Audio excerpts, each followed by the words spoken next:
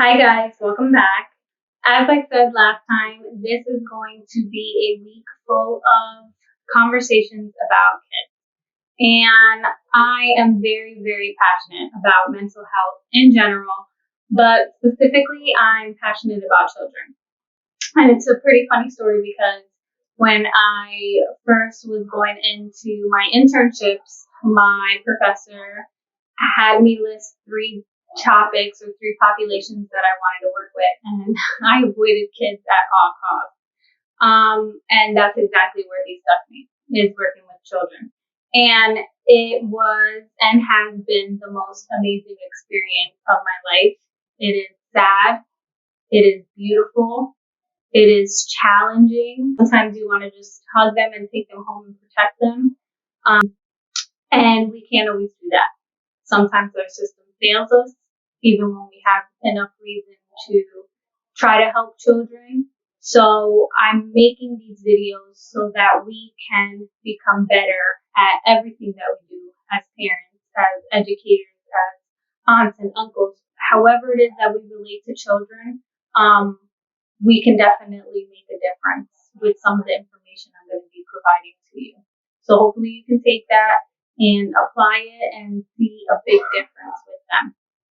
So because there is so much to talk about, I think that the best thing to do is start with some of the boring stuff a little bit, but it'll help us understand why everything is so critical. Brain is super important. So at one point in time, scientists thought that children were not very smart. Okay, they didn't have language acquisition. They couldn't walk. They couldn't talk.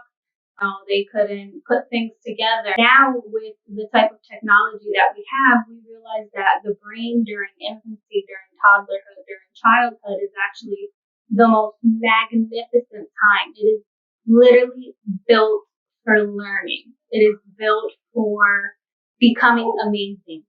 The problem is we as individuals have to foster that in these children. We have to stimulate their brains in a way that they can benefit from, making their brain the most powerful tool that they have. A lot of research has shown that when children are neglected, and not neglected in the let me spank you or anything like that, but just neglected in, not reading enough books, not getting enough stimulation, not going outside enough, not learning certain skills, that their brain will literally make changes and not grow with those experiences. So we want to introduce them to things, as scary as it is sometimes, because we don't know other people.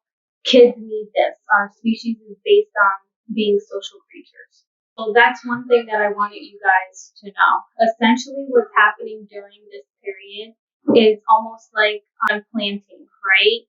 We go through something called synaptic pruning. So as kids get older, what we find important, or what the brain finds to be important, it weeds out all the extra neurons that we have, because we have way more neurons than we need. Those are the little chemical messengers, things that send messages across to our brain. And it weeds it out. So that way the things that we already know, or the things that we're susceptible to knowing, become stronger. Those individuals that, let's say, it was actually a famous study that was done in London, that taxi cab drivers had bigger brain sections that were related to spatial cognition. Same things happens with musicians, same things happen with people that have sports. So this is really an important thing to think about when you're learning about your kid. What are they interested in? Things that I always ask my students is, what type of learner are they? And you would be very surprised at how many people do not know how to answer that. And this is such an important concept, especially with children, because if we know that they're hands-on, if we know that they're visual, if we know that they're audio, we can provide them information in ways, and we can gear them towards things that play to their strengths. Okay? Not everybody's going to be a math magician. That's just the reality of it. Okay? Especially if we're looking at right versus left brain, hemispheres, and which one's more dominant. Not that you can't become really well at math, but the point is, let's look at what the strengths are and build on those strengths, rather than look at the weaknesses that the kids have. And if we know what type of learner that they are, then we can really, really pinpoint and hone in on how to help them learn better in a bunch of different areas and really help them grow in those areas. I don't know if you've ever seen The Blind Side. I love this movie. But they look at something and the mom at one point goes, you fail to look at the fact that protective factors, he scored like a 90 something, right? Everybody had ignored that factor, that type of intelligence, over everything else, like the reading and the writing. And once that was honed in on, excelled in a lot of different areas. That's all he needed was more of that nurturing side. So this is what I'm challenging you guys to do. Try to get to know your kids a little bit better in terms of, are they good listeners? Are they better at remembering things when you put it in paper? Are they good at charts?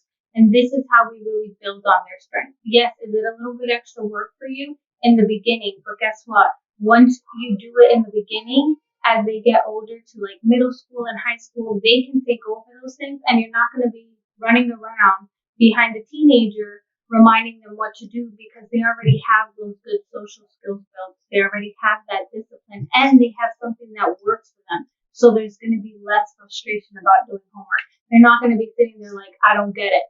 Well, okay, you get it when you do it like X, Y, Z. Let's do it like that. They pick up on it faster, and you'll see the difference. It's almost like magic, I promise you.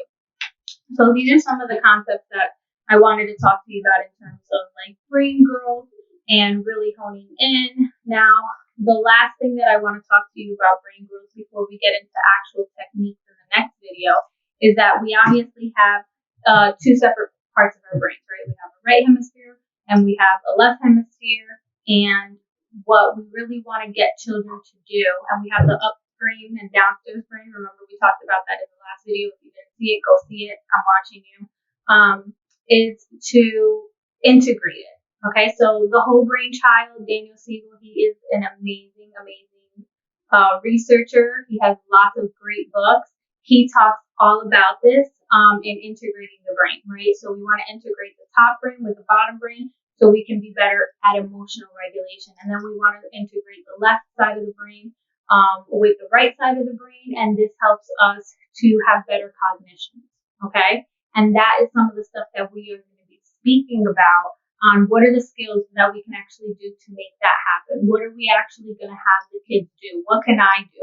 And not only that, this is what I love about this concept. You can do it too. Because I guarantee you that a lot of us did not get that as children. And it is never too late. Our brain is called neuroplasticity, which means that our brain changes, right? It can change over time.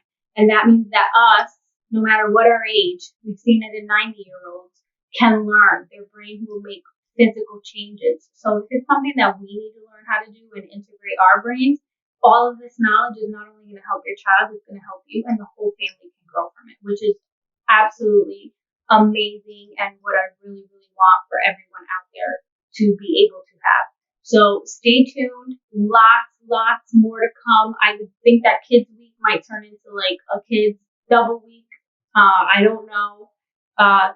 Feedback, I'm starting to get it. Thank you for those that are dropping comments. I love them. Keep them coming. Share the video.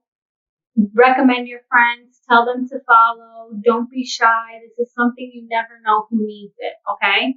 Thank you so much for tuning in. I really appreciate all the support you guys have been giving this mission that I'm on and this passion that I'm trying to share with you all. Take care.